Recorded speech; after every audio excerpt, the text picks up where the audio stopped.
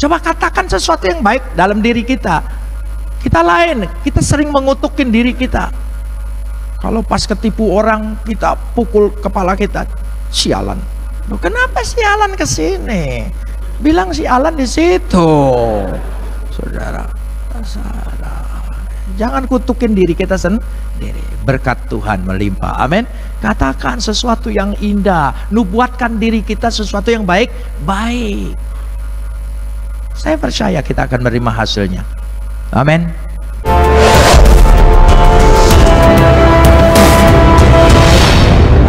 Shalom.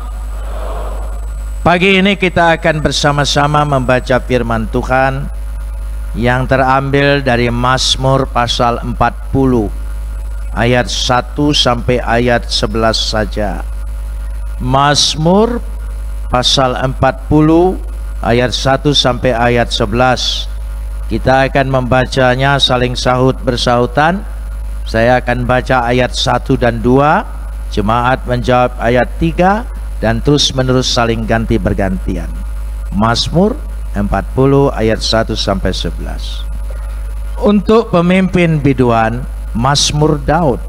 Aku sangat menanti-nantikan Tuhan, lalu ia menjenguk kepadaku dan mendengar teriakku minta tolong.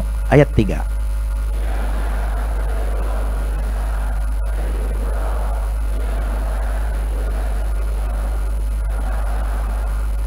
Ia memberikan nyanyian baru dalam mulutku untuk memuji Tuhan kita.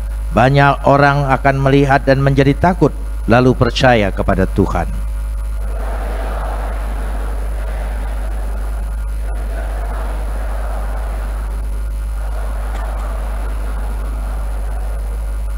Banyaklah yang telah kau lakukan, ya Adonai Tuhanku, perbuatanmu yang ajaib dan maksudmu untuk kami. Tidak ada yang dapat disejajarkan dengan engkau. Aku mau memberitakan dan mengatakan, tetapi terlalu besar jumlahnya untuk dihitung.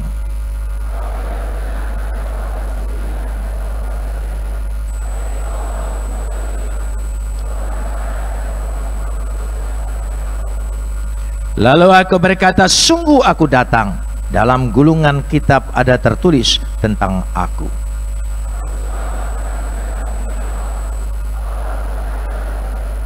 Aku mengabarkan keadilan dalam jemaah yang besar. Bahkan tidak kutahan bibirku. Engkau juga yang tahu, ya Tuhan.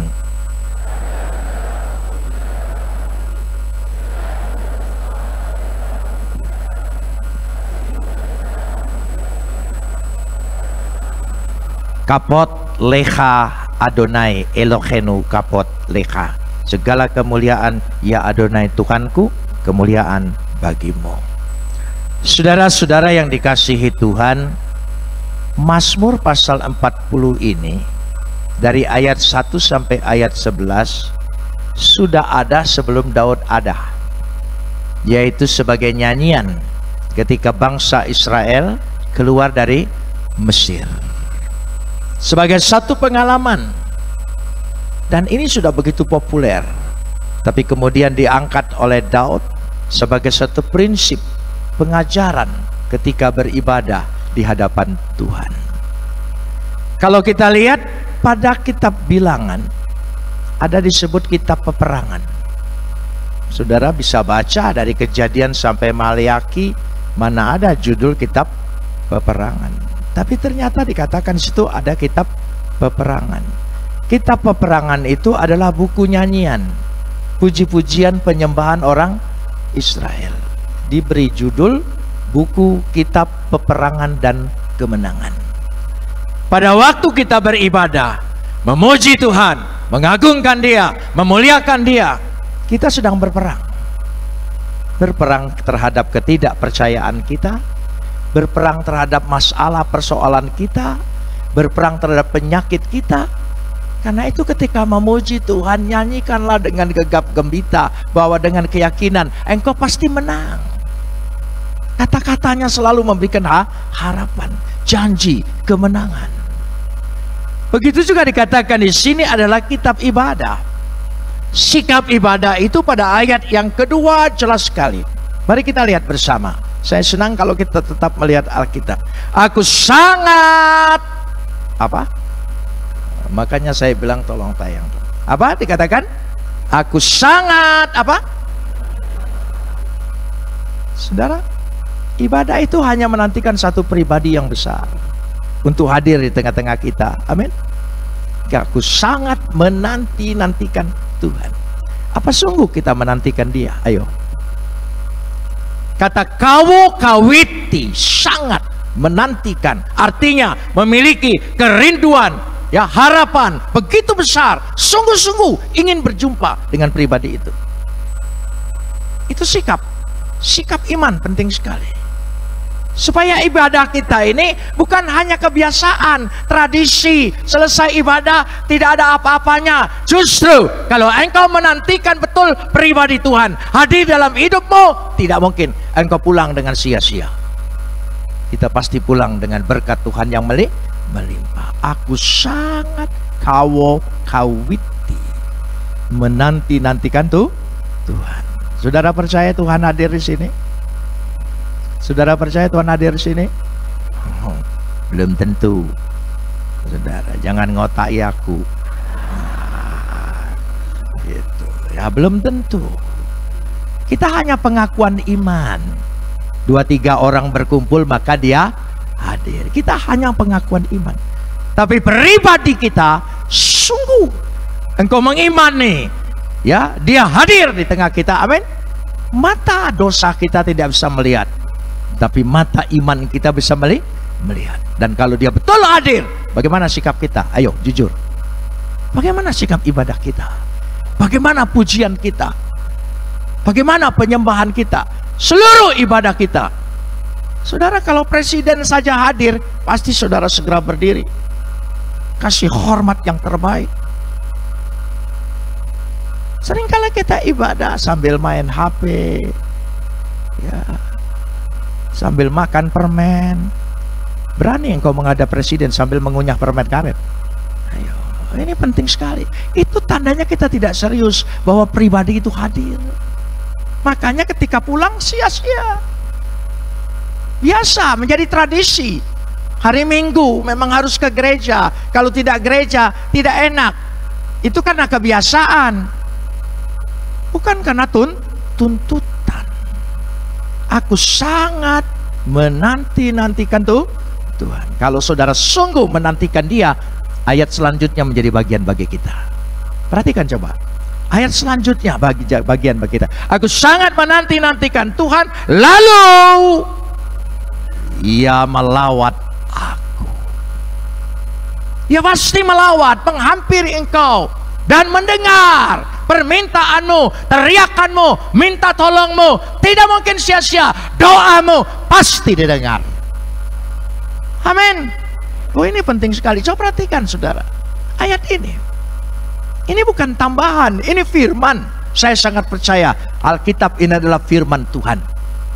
Dia hidup di dalam kehidupan kita. Perhatikan, saudara percaya Dia menjenguk kita, melawat kita. Dia tahu kebutuhan kita, Dia tahu pergumulan kita, Dia tahu permintaan kita, Dia tahu kerinduan kita. Coba perhatikan. Lalu Dia menjenguk aku dan mendengar teriakan minta tolongku. Apa hanya mendengar? Lihat, Dia bertindak. Tuhan itu selalu bertindak. Tuhan bukan hanya simpati dan empati, tapi perbuatan. Karena firman itu telah menjadi manusia. Firman itu menjadi manusia. Saudara, saya tadinya bukan orang yang percaya dengan Yesus. Sulit sekali untuk percaya, apalagi menyebut Yesus itu Tuhan. Dan saya berpikir orang Kristen itu menyembah Tuhan 3, ya, Bapa, Anak, dan Roh. Saya tidak ngerti, apalagi dulu hanya diwariskan perkataan ada Tuhan Bapa, ada Tuhan Ibu, ada Tuhan Anak, saudara. Tapi setelah saya baca firman Tuhan, Alkitab menyatakan Tuhan itu Esa. Tuhan itu Esa. Coba saudara perhatikan kitab Ulangan 6 ayat yang keempat. Ya, kitab Ulangan pasal yang ke-6 ayat yang keempat. Dan perhatikan di situ. Ya, tolong ditayangkan. Ya, kitab Ulangan pasal yang ke-6 ayat yang ke-4. Apa? Saudara di situ. Ya. 6 ayat 6 itu ayat 4. Ya, ya. Sudah, tolong baca. Apa? Ya. Ya. Shema Yisrael, Adonai Elohenu, Adonai Echad. Dengar Israel, Shema Israel. Tuhan itu adalah Tuhan yang Echad, Esa. Kita tidak menyembah tiga Tuhan, kita menyembah Tuhan yang Esa. Dalam diri Tuhan yang Esa sudah ada roh, sudah ada firman. Roh dan firman tidak diciptakan Tuhan, sudah ada sejak Tuhan itu ada. Kalau roh dan firman diciptakan oleh Tuhan, berarti Tuhan sempat tidak punya roh, sempat tidak punya firman. Lalu dia menciptakan firman dengan firman apa? Berarti Tuhan yang kita sembah, Tuhan yang Esa. Di dalam diri Tuhan yang Esa sudah ada roh, sudah ada firman. Roh dan firman sudah ada. Ada berapa Tuhan? Ya, Esa.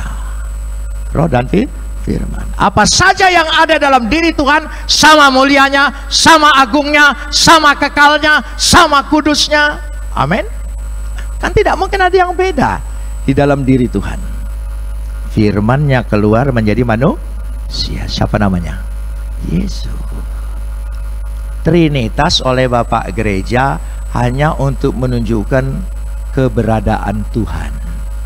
Keberadaannya Bapa, Anak, dan Roh. Keberadaannya, tolong, Trinitas bukan keberapaan, tapi keberadaan. Coba ucapkan keberadaan. Ya, makanya jangan suka main angka 3113. Ya, itu orang Kristen kenapa? Dia salah sendiri berkata tentang imannya. Itu bukan angka, itu bukan bilangan, itu bukan numerik, bukan. Itu kepribadiannya, Bapa, Anak, dan Roh. Kenapa ada kata Bapa? Kenapa ada kata anak? Itu bukan urusan biologis, bukan. Itu simbolis.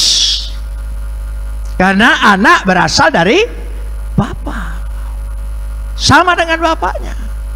Makanya kalau anak mau bandel itu lihat aja bapaknya. Ya, enggak usah jauh-jauh, saudara. Ya, kalau anak perempuan kita agak kikir, pelit, itu sama dengan ibunya. Ya, saudara, enggak beda, saudara. Itu soal berasal. Ya, kata bapak dan anak. Itu tidak ada konotasi biologis, itu simbolis. Saya kasih contoh. Kita menyebut negeri kita Ibu Pertiwi. Mana Bapak Pertiwinya? Ada kata ibu, tidak ada kata bapak, tidak ada kata anak. Itu kan simbolis. Ibu-ibu pasti bawa anak kunci kan? Ayo. Apa gemboknya itu ibunya kunci, saudara? Kan enggak, saudara. Anak tanpa bapak, tanpa ibu. Anak tangga. Apa tangga sebelah sini bapaknya, sebelah sini anak ibunya? Enggak. Orang Amerika menyebut negerinya Paman Sam. Mana Tante Sam? Saudara mengerti maksudnya? Bukan biologis tapi simbolis. Makanya orang Kristen harus bisa menjelaskan itu. Kalau dia tidak bisa menjelaskan apa yang diimaninya, lalu apa sesungguhnya? Bahwa Tuhan itu Esa. Dalam diri Tuhan sudah ada roh dan firman. Roh dan firman sehakikat, sederajat, melekat. Harus ada, wajib ada, mustahil tidak ada. Saya ulangin, roh dan firman sudah ada sejak di dalam Tuhan itu ada. Sehakikat, sederajat, melekat. Harus ada, wajib ada, mustahil tidak ada. Harus hafal. Ya, supaya kita bisa jelaskan, supaya kita bisa jadi berkat. Mengapa firman itu menjadi manusia? Sebab yang rusak di dunia ini adalah manusia. Alam dan marga satwa yang lainnya itu akibat dari satu pribadi manusia. Saya kasih contoh bahwa manusia itu paling rusak. Binatang nggak rusak. Ya, saya suka mengikuti penjelasan tentang kehidupan binatang-binatang di Discovery Channel. Satu saat saya melihat kehidupan buaya yang ada di Florida, Miami, Florida. Buaya paling besar. Saya kaget waktu dengar penyelidikan itu. Ternyata buaya itu paling setia dengan pasangannya. Buaya itu paling setia dengan pasangannya. Kalau pasangannya mati, sampai mati dia tidak cari ganti. Tapi kalau kata buaya pindah ke orang, kenapa jadi negatif? Jadi mana yang rusak sebetulnya, saudara? Nah, ini itu bukti. Itu bukti bahwa manusia itu sumbernya. Jadi karena itu firman harus jadi manusia. Dia memulihkan kembali. Yang kedua, saya lihat kehidupan monyet, masyarakat monyet yang ada di kuil-kuil India. Ternyata monyet itu ada rajanya, ada pemimpinnya, ya. Dan ternyata ada aturannya. Ada aturannya. Kalau monyet kecil dapat makanan, monyet besar tidak boleh merebut. Kalau merebut, dia dikeluarkan dari masyarakat kemonyetan. Ya, sampai dia mengembara seorang diri. Ya, dikucilkan sama sekali. Ya, hebat monyet. Ya, kalau yang besar tidak boleh menindas yang kecil. Saudara, itu monyet. Makanya para pemimpin partai politik perlu belajar dari, ya itu, sebelum nyalek belajar dulu, ya. Jadi supaya tahu kalau yang kecil bagiannya ya begitu. Tapi manusia berubah. Saya ingin cerita itu dulu supaya kita tahu kenapa kita butuh Yesus. Hanya Yesus yang sanggup membawa kita kepada Tuhan. Karena dia di dalam berasal dari diri itu Tuhan. Saudara masih punya 5 jari? Tolong angkat tangannya, maaf. Ya, yang 6 jangan. Ya, yang 5 saja. Baik saudara, ini jari jempol, jari telunjuk, jari tengah, jari manis, dan jari kelingking. Jari yang paling istimewa itu ini. Ini paling istimewa. Jari yang paling pinter itu ini. Sebab murid kalau ditanya siapa yang tahu, dia ngangkat gini. Dia tidak pernah ngangkat begini, saudara. Dia angkat begini. Jari yang paling tinggi jari tengah, yang normal, saudara ya, yang normal. Jari yang paling kaya jari manis. Karena kalau menikah itu pasti masukkan cincinnya ke sini, saudara. Kalau sudah penuh di sini baru rata ke sini semua, saudara. Maka ibu-ibu yang cincinnya bagus-bagus besar, kalau belanja dia tidak tunjuk itu, dia tunjuk itu berapa,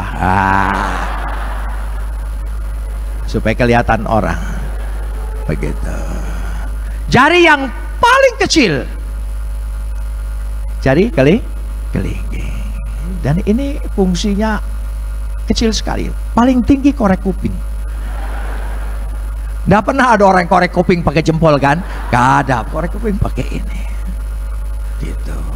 Jari ini, jari. Karena itu jari ini tidak dianggap. Coba kalau ada orang marah-marah yang punya jari, pukul-pukul meja, mana yang paling sakit? Yang kecil. Tidak ada yang mukul begini, tidak ada. Pukulnya begini. Makanya yang di atas tuh jangan ribut, yang menderita itu yang kecil. Iya, pukul-pukul gitu, ngamuk-ngamuk, pukul mimbar, itu ya. Itu. Yang kecil ini susah, saudara. Tapi jangan takut. Orang yang terkecil pasti terdahulu di hadapan Tuhan. Bagaimana? Ketika Sang Pencipta jari datang, mereka berjejer berbaris menyembah. Siapa paling depan? Tidak ada yang menyembah begini kan? Ya, itulah. Jadi jangan takut. Yang penting kita besar di hadapan Tuhan. Itu penting. Tuhan bisa mengubah keadaan. Kalau dia mengubah keadaan, jelas sekali dari sejak awal. Saya ingin sebelum melanjutkan ini, supaya kita mengerti, ya, kenapa kita perlu Yesus. Kenapa dosa itu tidak bisa ditebus oleh apapun, oleh manusia. Ya. Kadang-kadang manusia berkata dengan perbuatan baik. Perbuatan baik bukan nilai tambah bagi manusia. Perbuatan baik adalah identitas inherent dalam diri manusia. Jadi ketika manusia diciptakan oleh Tuhan, dilengkapi dengan perbuatan baik, bahwa manusia itu harus berbuat baik. Itu kelengkapan manusia. Contohnya, matahari diciptakan Tuhan ya dengan atribut dan kelengkapannya, bersinar, memberikan panas. Kalau dia tidak bersinar dan tidak memberikan panas, bukan matahari, kan namanya berubah, gerhana. Jadi di situ buaya, kembali lagi buaya. Ya, saya senang karena banyak ketemu buaya. Yang lebih bahaya itu kalau ketemu buaya darat. Nah, itu bahaya lagi, saudara.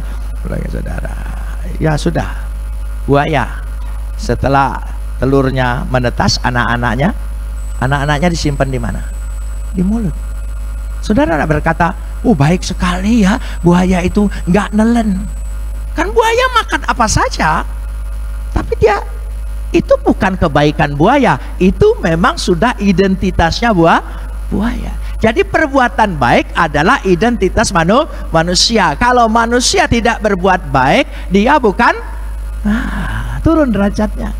Jadi kalau yang disebut manusia harus dilengkapi atributnya dengan perbuatan baik.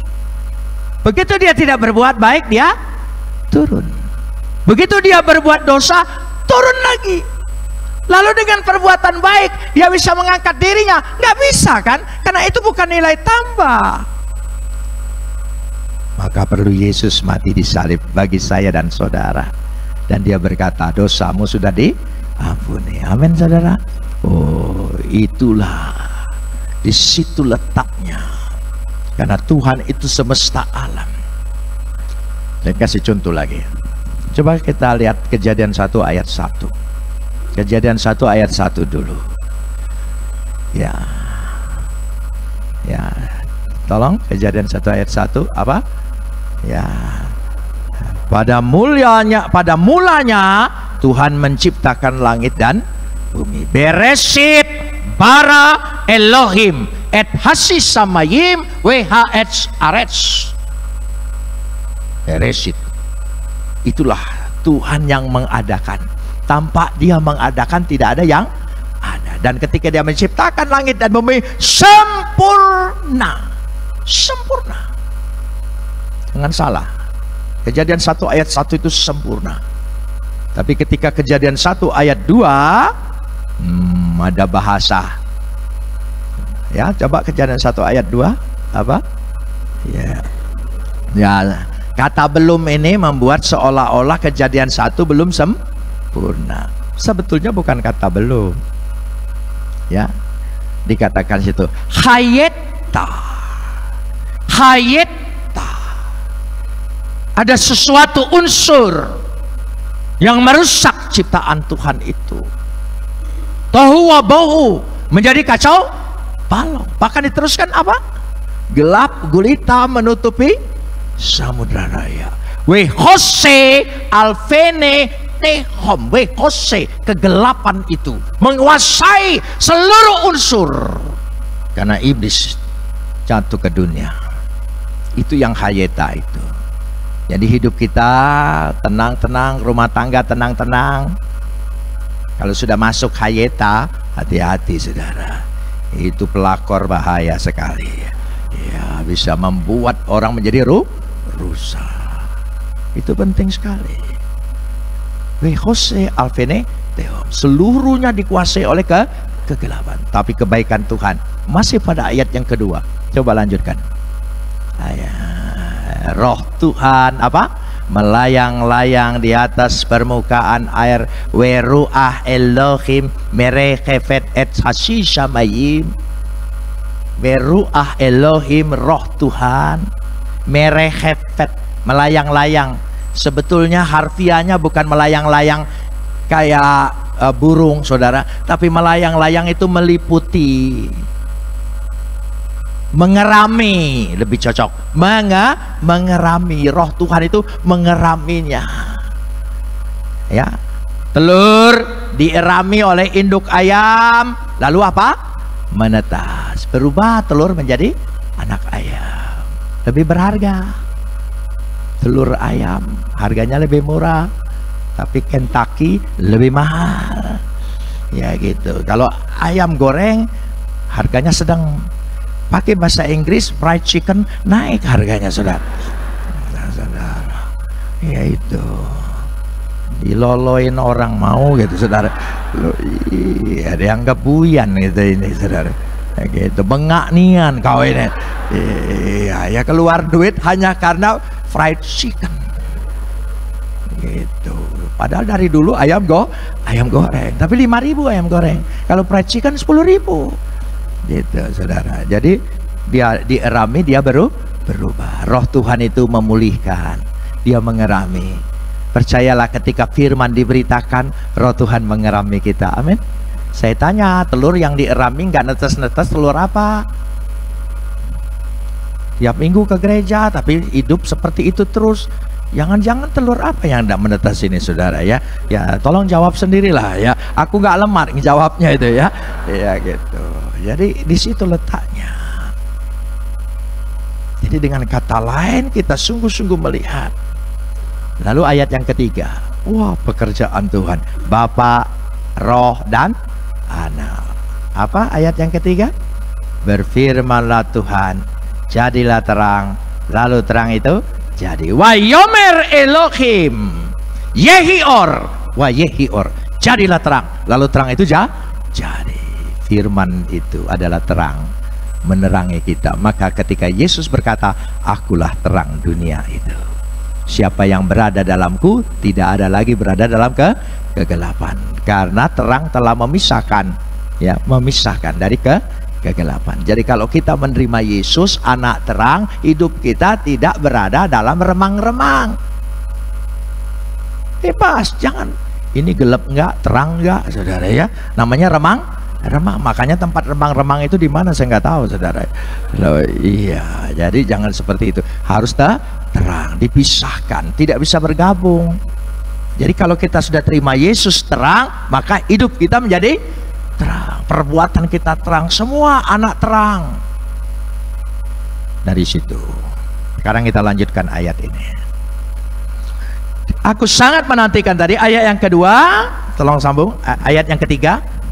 Ya, ia mengangkat aku dari lubang kebinasaan, dari lumpur rawa. Ia menempatkan kakiku di atas bukit batu dan menetapkan langkahku. Saudara, kata sumur, lubang, lumpur adalah lambang kebinasaan. Contohnya, Yusuf dibuang kemana? Sumur. Saya senang dengan nama itu karena mirip nama saya gitu. Yusuf. Saya ditahan 6 tahun di penjara. Gitu. Yusuf ditahan 7 tahun. Saya sayang kurang setahun saya, saudara. Gitu. Ya sudahlah. Jadi nggak jadi presiden. Gitu. Yang jadi presiden Yusuf Habibie. Nah, sudah sampai di situ dulu. Jadi Tuhan mengangkat dari lubang. Tolong lihat ayatnya. Saya tidak usah terjemahkan dalam bahasa asli. Coba lihat ayatnya. Dia mengangkat aku dari lubang. Lalu dia menempatkan mana? Menempatkan di atas bukit. Tuhan kalau menolong itu tidak setengah-setengah, bukan di pinggir lubang. Dia angkat di atas bukit, bukit kemenangan, bukit berkat, bukit keberhasilan, bukit kekudusan. Amin. Di sana dia berikan, dan dia menetapkan langkahku, artinya supaya kita tidak kembali lagi terperosok ke dalam lubang. Itu kalau kita ibadah menantikan Tuhan, tidak mungkin sia-sia. Pasti engkau yang bergumul, engkau yang sakit, engkau yang punya masalah, punya persoalan, sungguh-sungguh pribadi itu, jamah aku, tolong aku, percaya, keluar dari ibadah, saudara mendapat pertolongan Tuhan. Dilepaskan, diberikan kemenangan, disembuhkan. Amin. Disembuhkan. Saya percaya itu. Saudara, tadi malam sudah saya ngomong, malam ini hari ini saya ulangin. Ya, saya ini senang diundang oleh gereja Metodis, karena di gereja ini saya dibaptis. Ya, tapi dulu ngadepnya lain, gitu ya, ke sana ngadepnya ya saudara. Jadi ini sekarang, dulu ke sana, sekarang ke sini. Mungkin cari hoki ya, gitu ya, Feng Shui kali ya, saudara ya gitu. Nah saudara, saya dibaptis di sini, katekisasi di sini selama 1 tahun, katekisasi di sini oleh pendeta Heidi Yunus. Ya, pendek cerita, saya itu masuk gereja pertama kali seumur-umur. Jadi saya datang hari Jumat, pendetanya bilang Minggu datang aja, Minggu datang aja. Oh ya, saya datang. Minggu datang saya sedang mikir bagaimana ya bentuk gereja, karena saya tidak pernah masuk toleransi dengan gereja, enggak. Kalau lewat depan gereja, saya mukanya buang ke tempat lain. Saya tidak mau lihat ini, sebab 40 hari berkatku hilang, saudara. Jadi saya tidak mau lihat. Saya jalan gitu. Dulu kan di Palembang kalau yang jual mie pangsit itu kan pakai gerobak itu, asapnya sampai keluar. Oh, saya tahan napas. Itu tahan napas, jangan sampai ke isap ini. Padahal kalau sudah tahu sekarang lemak nian.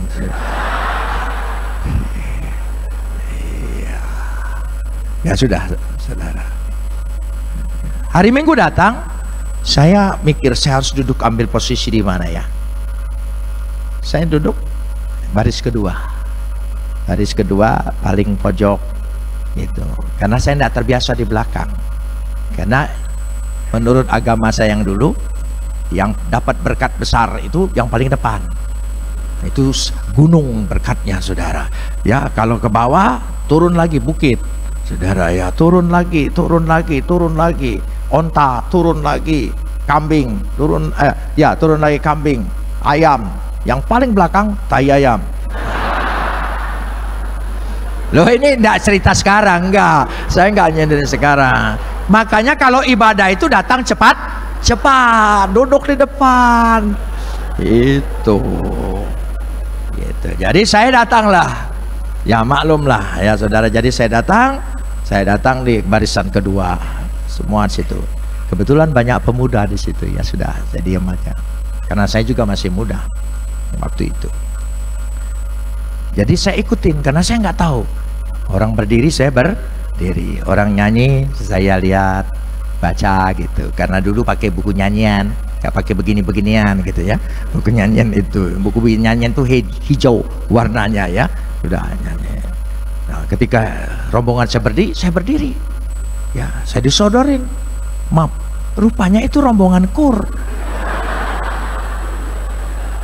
Aku salah duduk. Tapi karena P3MI-nya baik gitu, nggak tegur saya, senyum aja. Ya sodorkan mapnya, ya saya baca-baca begitu. Selesai ibadah baru mereka nanya, kenapa ndak ikut latihan? Gimana mau latihan? Saya salah Oh, malunya luar biasa, saudara. Woi, malu nih anakku. Ya rasanya ndak mau balik lagi ke gereja itu. Tapi untunglah P3MI-nya tuh baik-baik. Dari mana? Kenapa? Saya terangkan. Saya baru pertama kali gini. Siapa? Saya jelaskan. Kaget dia. Lapor Pak Pendeta. Pak Pendeta, ini bukan wong Cino. Ini wong Palembang. Keluarga Kemas. Pendetanya kaget. Lu kenapa enggak bilang? Oh, Pak Pendeta nggak tanya. Gitu, karena Pak Pendetanya dari tebing tinggi, Pak Heidi Yunus itu. Jadi nggak tahu bedanya antara orang Chinese dengan orang Palembang asli. Memang susah mirip, saudara ya, susah gitu. Ya, jadi kami ini selalu suka bilang sitapri, sipit tapi pribumi gitu, saudara. Ya sudah. Jadi ya, akhirnya baru tahu. Wah gini-gini. Ya akhirnya dikatekisasi, ceritanya setahun kemudian dibaptis. Itulah yang mendewasakan saya di tempat ini. Inilah startnya, permulaannya. Dan saya percaya Tuhan memberikan pertolongan luar biasa. Karena saya bersaksi sana sini, akhirnya ditangkap. Zaman dulu yang nangkap saya itu Kop Kamtib, ya, Kop Kamtib, Laksus Kop Kamtib. Saya tidak pernah berhubungan dengan polisi, ya, karena dituduh subversi. Pempres 11 itu tangkap dulu, baru periksa, gitu. Selama 1 tahun nggak diperiksa-periksa. Saya sampai bingung, saya perkara apa? Saya tanya dengan penjaga, saya ini perkara apa? Tanya aja sendiri. Kira-kira kamu perkara apa? Gitu. Waduh. Sementara teman-teman yang ditangkap di sana sudah 13 tahun, 15 tahun, yang dituduh Orde Lama, yang dituduh PKI dan sebagainya. Waduh, saya bingung sendiri, saudara. Tahun kedua baru diperiksa. Setelah ditanya, ternyata saya ditanya nih, apa sebab jadi Kristen? Apa sebab jadi Kristen? Hanya itu. Ya saya terangkan, karena baca Alkitab. Baca Alkitab yang mana? Yohanes 1 ayat 1. Pada mulanya adalah firman, firman itu bersama-sama dengan Tuhan, firman itu adalah Tuhan.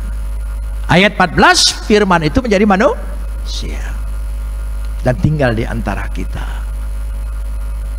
Ayat 18, tidak seorang pun pernah melihat Bapa kecuali anak yang ada di pangkuan Bapa, dialah yang menyatakannya. Berarti dalam diri anaknya semua pernyataan Bapa ada, kasihnya, kemauannya, kedaulatannya, kehendaknya lengkap, sempurna, hanya dalam satu pribadi, Yesus. Saya terangkan salah satu tim, anggota tim, mana ayatnya, ya tunjukkan ayatnya. Yohanes 1 ayat, dia baca. Setelah baca, dia nanya saya nggak jadi Kristen. Loh, kamu bilang kamu baca ayat ini langsung jadi Kristen. Sekarang saya baca ayat ini, saya tidak jadi Kristen. Jawab yang benar, masuk akal. Oh, dia marah-marah gitu. Lalu saya jawab, ada bedanya Pak. Apa bedanya? Saya dipilih, Bapak tidak.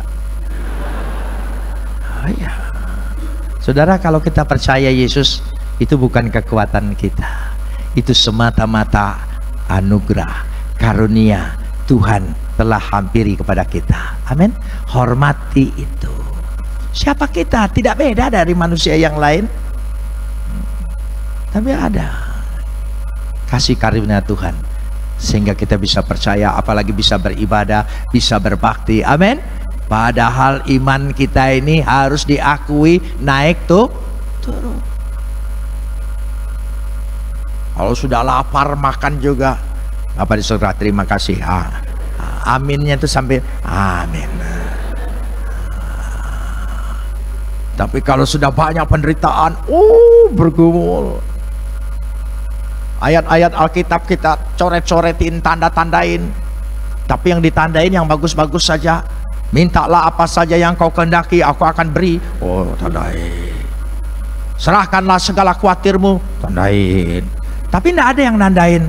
Celakalah kamu yang munafik. Nggak ada, saudara. Kita tandain yang senang. Tidak. Firman Tuhan itu utuh. Dia membersihkan diri kita, menguduskan kita, mengajar kita, mendewasan kita, mendidik kita. Oh, luar biasa. Dari situ letaknya. Lanjutkan di sini. Dia mengangkat aku. Akhirnya ayat yang keempat apa? Dia memberikan nyanyian baru dalam mulutku untuk memuji Tuhan kita. Dulu mulut kita keluh kesah. Mulut kita keluar yang tidak baik. Ya. Apalagi kita ini seringkali suka salah. Katakanlah yang baik-baik dalam diri kita. Amin. Ya, saya ini sudah umur 73, baru umur 73, baru umur 73. Saya kalau ulang tahun tidak pernah bilang sudah, itu tandanya selesai, saudara. Sudah. Jadi setiap ulang tahun coba katakan apa? Baru. Itu jadi cadangannya banyak. Kalau baru. Tapi kalau sudah, seolah-olah ya. Coba katakan sesuatu yang baik dalam diri kita. Kita lain, kita sering mengutukin diri kita. Kalau pas ketipu orang, kita pukul kepala kita. Sialan. Loh, kenapa sialan ke sini? Bilang sialan di situ. Saudara, jangan kutukin diri kita sendiri. Berkat Tuhan melimpah. Amin. Katakan sesuatu yang indah. Nubuatkan diri kita sesuatu yang baik. Saya percaya kita akan menerima hasilnya. Amin. Ya, perjalanan saya dalam penjara 6 tahun. Tahun pertama, tahun kedua, tahun ketiga tidak boleh besuk. Keluarga saya tidak tahu saya masih hidup atau sudah mati, ditahan di mana. Oh, zaman dulu begitu. Sekarang hukum sudah baik, sangat baik. Kalau dulu tangkap dulu baru periksa. Kalau sekarang periksa terus nggak ditangkap-tangkap. Saudara loh, ya sekarang sudah jauh lebih baik, tidak apa-apa. Saudara, saat saya sudah 2 tahun lebih, istri saya boleh kirim, belum boleh ketemu, baru boleh kiriman. Saya ingat kiriman istri saya, sejak itu tiap bulan dia rutin kirim roti Kongguan An yang segi 4 itu, nah 1 black itu, saudara. Makanya saya kalau lihat roti itu langsung trauma, saudara.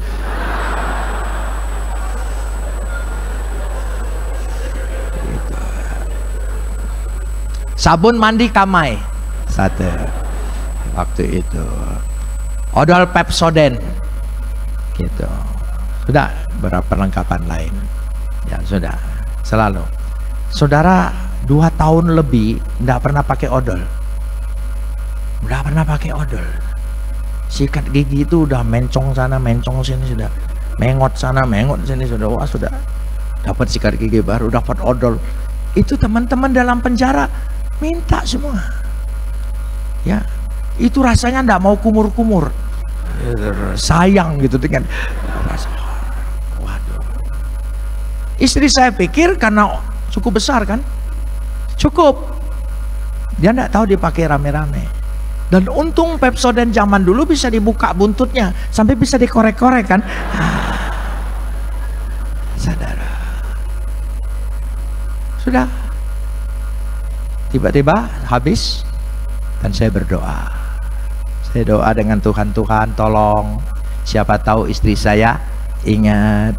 Saya doain, saya imanin, Tuhan, siapa tahu istri saya mendadak kirim. Karena waktu besuk dari jam 9 pagi sampai jam 2 di penjara itu. Saya kasih tahu supaya nanti kalau pengalaman udah tahu gitu, saudara. Gitu. Dari jam 9 sampai jam 2 saya iman nih, istri saya kirim. Kan suami istri itu ada kontak. Saya kalau pulang pelayanan di mana-mana, nanti pulang mau makan apa, ndak usah WA, pasti dia siapin, ngerti kontak. Makanya bapak-bapak, kita tidak bisa nyeleweng kontak di sana itu. Karena waktu menikah kita sudah janji 2 menjadi 1. Kalau saudara tidak mau ketahuan waktu nikah, bilang 2 tetap 2. Gitu, jangan bilang 2 menjadi 1. Ya, kalau 2 menjadi 1, walaupun dia belum punya bukti yang cukup, ya rasanya sudah ada. Makanya lebih baik jangan, ya. Sudah itu. Saya tidak ngomongin sini. Ini saya ngomongin di Jakarta, saudara ya. Pong sini baik-baik galau lah. Ya, nanti kalau sudah sampai Jakarta baru ngomongin gitu. Udah. Saya berdoa sampai jam 2 nama saya tidak dipanggil. Ya sudah, dari jam 2 sampai jam 5, karena penjara Kalisosok itu di sebelah kantor Kejaksaan Negeri. Saya punya teman baik yang sering berkunjung ke sana, selalu titip uang lewat kejaksaan. Seorang pengacara namanya Adenan Boyong Nasution. Ya, dia abang, ya kami panggil abang. Jadi selalu suka kirim uang 25.000, 20.000, selalu kirim gitu. Dan itu cukup. Jadi mulai dari jam 2 saya doanya berubah. Bang Buyung kirim, Bang Buyung kirim, Bang Buyung kirim, Bang Buyung kirim. Dalam nama Yesus saya mengimani, saudara. Sudah sampai jam 5 kita sudah mandi semua. Apel masuk, dikunci, hitung. Saya bilang 3. Saya kepala kamar karena saking lamanya ditahan. Jadi kalau mau jadi kepala di penjara harus lama-lama ditahan. Gitu saudara, saya kepala kamar. Saya bilang 3, sudah selesai. Gitu. Sudah jam 5 mulai saya doa karena sudah dikunci semua.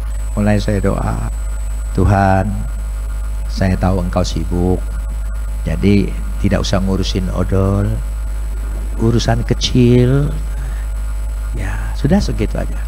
Jam 7 malam kamar saya dibuka, ada orang baru masuk, baru ditangkap, masuk kamar. Dia lirik sana, lirik sini, karena ada 3 di situ. Ya, mungkin tampang saya kurang kriminal, jadi dia deketin saya. Dia bilang gini, kok boleh enggak saya tidur di sini? Oh boleh, saya bilang. Saya pinjemin tikar, saya pinjemin bantal, saya banyak tikar, warisan dari yang bebas-bebas itu. Gitu. Ya itu gunanya kalau ditahan lebih lama, dapat warisan. Ya saudara, ya sudah saya pinjemin. Lalu dia bawa 1 kantong plastik. Dia bilang, kok titip ini ya, gitu. Saya buka, isinya odol. Odol semua, 10 odol, bukan 1, 10. Saya tanya dia, loh kok kamu isinya odol semua? Dia sendiri kaget, masa iya? Iya. Kenapa? Saya bilang, waktu ditangkap di toko. Jadi punya toko. Jadi waktu ditangkap gugup. Jadi dia masukin pikir yang lain, odol semua. Lalu dia serahkan saya. Saya di situ belajar, terima kasih Tuhan. Ternyata Engkau mengabulkan doaku, tidak sesuai dengan pikiranku. Pikiran Engkau melebihi dari apa yang ku pikirkan. Itu cara Tuhan. Amin. Cara Tuhan. Jadi saya dapat 10 odol. Istri kirim 1 odol paling. Ini 10. Wah, saya senang sekali. Sikat gigi nggak boleh pinjam, ya. Saya dapat odol banyak. Besok pagi jam 9 orang ini di Bon, dipanggil ke kejaksaan, keluar. Ya sudah, sampai jam 5 sore apel, dia belum pulang. Lalu penjaga datang ke saya, berapa? 4, 1 di luar, 3 di dalam. Oh, yang di luar itu hapus saja. Kenapa? Salah tangkap. Namanya sama, orangnya lain. Rupanya hanya untuk kirim. Ya.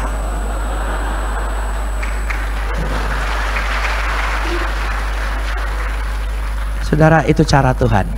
Saya belajar sebagai hamba Tuhan, dididik oleh Tuhan di dalam penjara. Makanya saya bersuka cita. Kenapa? Karena Tuhan tidak pernah meninggalkan anaknya. Selalu saja. Jangan ngatur Tuhan. Kita seringkali berdoa tapi ngatur Tuhan. Katanya doa serahkan dengan Tuhan. Jadi kalau Tuhan, mulut kita jadi memuji. Ada pertolongan Tuhan, mulut kita menjadi baru. Terlalu banyak perbuatannya, banyak. Ya, kata banyak. Saudara perhatikan, ya tidak usah takut. Ayat yang ke-6, ya, banyaklah yang telah kau lakukan, ya Adonai Tuhanku, perbuatanmu yang ajaib. Ya, terlalu banyak. Coba katakan, banyak. Ya, amin saudara. Mujizat itu tidak kadang-kadang, tidak keberuntungan. Mujizat itu bisa terjadi kalau Tuhan kehendaki. Amin. Dia akan jamah kita. Pasti kita menerima mujizatnya. Banyak. Bahasa Ibraninya bagus. Rabut. Coba ucapkan. Rabut. Banyak gitu. Ya, saya plesetkan rambut, saudara ya. Jadi tidak terhitung. Jadi Tuhan siapkan mujizatnya buat anaknya yang percaya. Banyak. Datanglah kepadanya, mintalah kepadanya, percayalah tidak akan sia-sia. Asal kita dalam ibadah kembali pada ayat yang kedua, aku sangat menantikan siapa? Tuhan. Kalau saudara sungguh menantikan dia pasti berbuat, dan perbuatannya ajaib. Masalah kita tidak ada yang berat. Terakhir, masalah kita tidak ada yang berat. Tidak ada. Masalah itu tidak ada yang berat. Saya kasih contoh. Ini air aqua. Isinya berapa sih ini? Ya, ada berapa? Ya, 330 mililiter. Ya itu. Bapak punya toko ya. Gitu. Gitu. Sebab yang beli suka nggak lihat berapa isinya, saudara. Yang jual pasti tahu, saudara ya. Gitu. Ini Aqua. Saya umur 73. Saya angkat tinggi-tinggi dengan tangan saya. Masih kuat tidak? Masih kuat tidak? Masih kuat. 1 jam saya angkat masih kuat tidak? Masih. Sehari semalam. Kenapa tidak kuat? Orang beratnya nggak tambah kok. Segitu-gitu juga. Kenapa tidak kuat? Karena terlalu lama. Masalah dan problem itu terlalu lama engkau simpan dalam dirimu. Itu yang membuat hidupmu bebannya menjadi berat. Lepaskan kepada Tuhan, serahkan kepada Dia, akan menjadi ringan di hidupmu. Amin. Itu. Jangan terlalu lama menyesali diri. Jangan terlalu lama menyesali karena ditipu orang. Tidak akan, biarkan, serahkan pada Tuhan. Tuhan pasti ganti lebih daripada itu. Amin. Loh iya, imani seperti itu. Ya, apa beratnya ini? 1 jam kuat, ya sebentar kuat, 1 hari semalam tidak kuat. Sehebat apapun jadi tidak kuat. Memang beratnya tambah. Kan beratnya tidak tambah. Kenapa terasa berat? Jawabannya hanya terlalu lama. Saudara mau lepaskan bebannya? Supaya keluar dari sini ada kelegaan, ada kemenangan. Amin. Mari kita berdoa.